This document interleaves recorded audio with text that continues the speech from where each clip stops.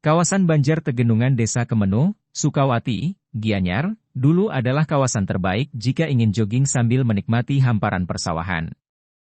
Namun kini pemandangan itu sudah banyak berubah dijadikan akomodasi pariwisata khususnya villa.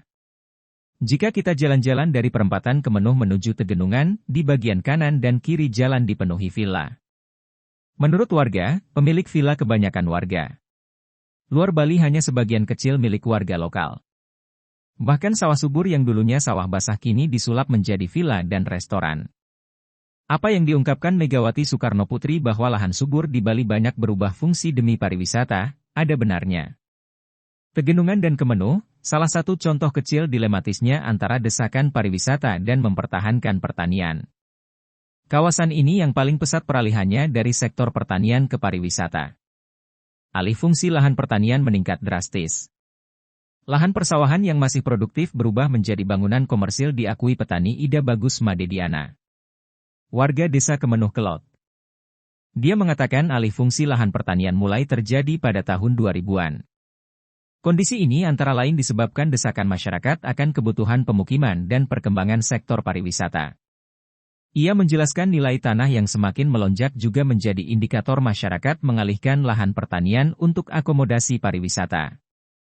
Lahan pertanian juga menyusut juga akibat pemanfaatan untuk kepentingan umum dan kebutuhan sosial orang banyak seperti jalan raya dan fasilitas umum.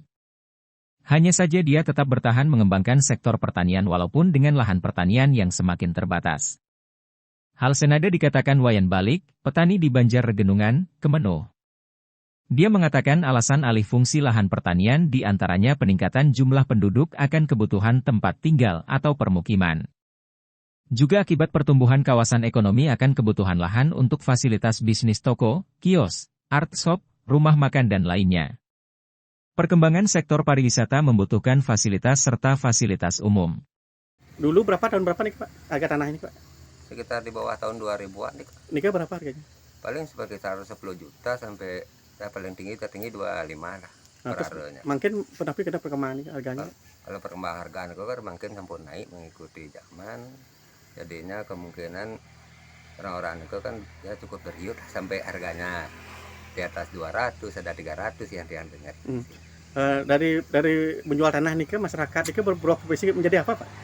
Kalau yang amat itu kan banyak yang gentanya Pak, gentan buka usaha baru, gentan dia beralih ke pariwisata.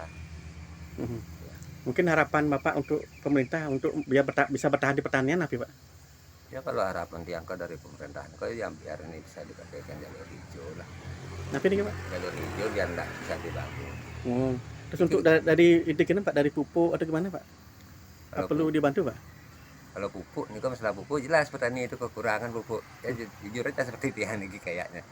Ya kalau lahan ini sekitar 30 aron, ini kan memerlukan 5 pupuk, 5 sak. Ya. 5 sak sampai 6 sak. Mungkin tiang kan dapatnya cuma 4. Gitu.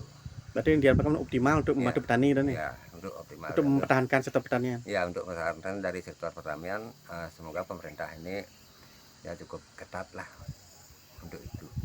Ya.